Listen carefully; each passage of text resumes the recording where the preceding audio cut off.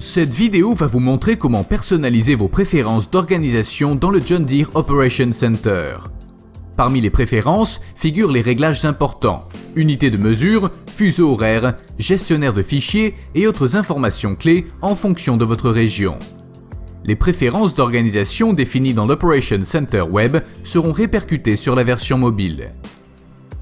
Pour consulter vos préférences, cliquez sur le nom de votre organisation en haut à droite de la page de carte principale.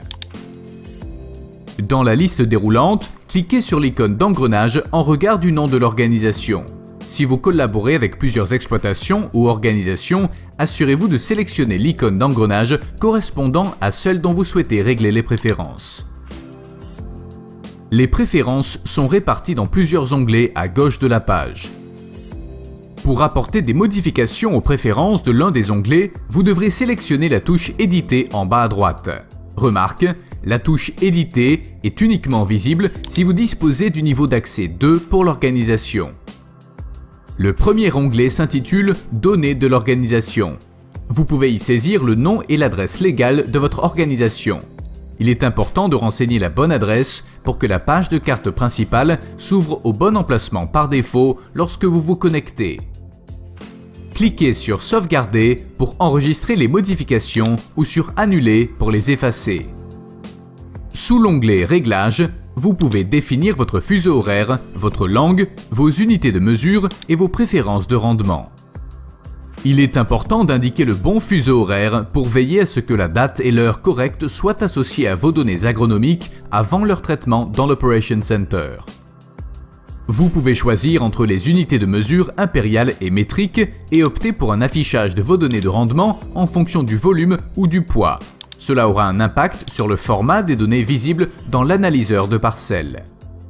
Plus bas, vous pouvez activer ou désactiver plusieurs options.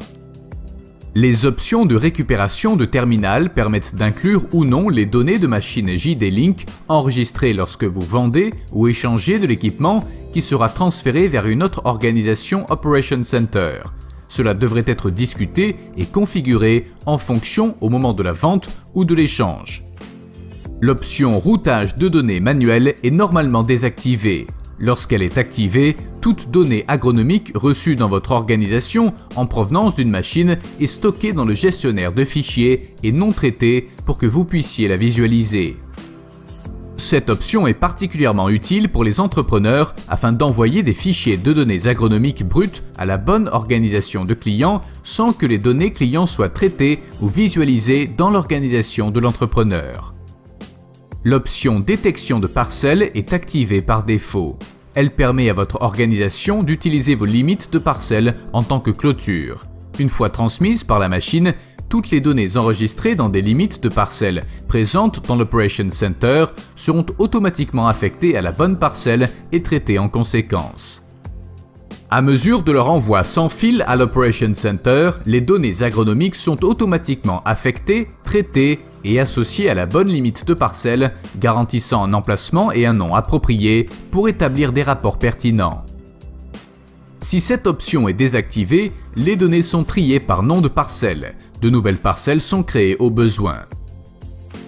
L'option suivante, importer automatiquement les limites, est activée par défaut. Elle permet à toute limite incluse dans le fichier de configuration, puis chargée dans l'Operation Center, d'être traitée et ajoutée à votre carte. En conséquence, si vous souhaitez importer une nouvelle limite que vous avez créée sur une machine ou une autre source, vous devez vous assurer que ce réglage est activé. En activant l'option « Écraser les profils d'équipement », vous pouvez mettre à jour les paramètres de machine et d'équipement, comme les décalages, en chargeant un fichier de configuration depuis la console où vous avez effectué les réglages. Toutefois, les profils d'équipement seront uniquement mis à jour via cette méthode si l'équipement a d'abord été créé dans l'Operation Center, puis envoyé vers une console. Si vous souhaitez créer des lignes de guidage avec AutoPath, cette option doit être activée. Veuillez noter qu'AutoPath nécessite des composants supplémentaires comme un récepteur d'équipement et l'activation de l'automatisation.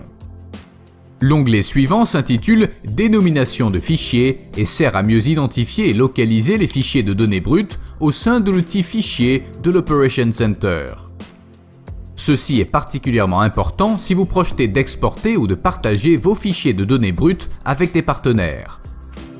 La convention de dénomination par défaut des fichiers bruts en provenance de l'équipement associe le nom de la machine et l'horodatage. Toutefois, dans de nombreux cas, un format de dénomination incluant la parcelle et un nom de tâche peut s'avérer plus utile. N'oubliez pas que l'outil Fichier dispose en effet d'une fonctionnalité de filtrage intégrée qui peut vous aider à identifier des fichiers bruts associés à une opération de parcelle spécifique. L'onglet suivant vous permet de consulter les conditions générales de l'organisation de l'Operation Center et d'en télécharger une copie si vous le souhaitez. Le réglage par défaut pour préférence d'affectation de partenaire signifie que l'accès de vos membres du personnel à une organisation partenaire ne dépassera pas l'accès leur ayant été accordé dans votre organisation. Selon votre type de société et vos exigences d'accès aux membres du personnel, vous pourriez avoir besoin d'élargir leur accès aux comptes partenaires qu'ils gèrent. Selon votre type de société et vos exigences d'accès aux membres du personnel, vous pourriez avoir besoin d'élargir leur accès aux comptes partenaires qu'ils gèrent. Voici l'exemple d'une société de services agronomiques. Le propriétaire de la société peut ne pas vouloir que son personnel modifie les réglages ou les données au sein de sa propre organisation. Toutefois, son personnel peut s'occuper d'un client qui nécessite un accès plus étendu dans sa propre organisation partenaire que dans celle de l'entreprise de services agronomiques. Le dernier onglet correspond à vos options d'importation, où vous pouvez modifier le mode d'importation des produits dans l'Operation Center via des fichiers de configuration. Quand l'option est définie sur « Toujours importer », tout produit inclus dans un fichier de configuration chargé dans l'Operation Center sera importé vers le gestionnaire de produits. Si vous préférez que les produits ne soient pas importés, optez pour « Ne jamais importer ». Voilà, nous vous avons montré les différentes préférences d'organisation dans votre John Deere Operation Center. Si vous avez besoin d'informations ou de conseils supplémentaires, contactez votre concessionnaire John Deere local. Merci de votre attention. N'hésitez pas à découvrir nos autres tutoriels vidéo.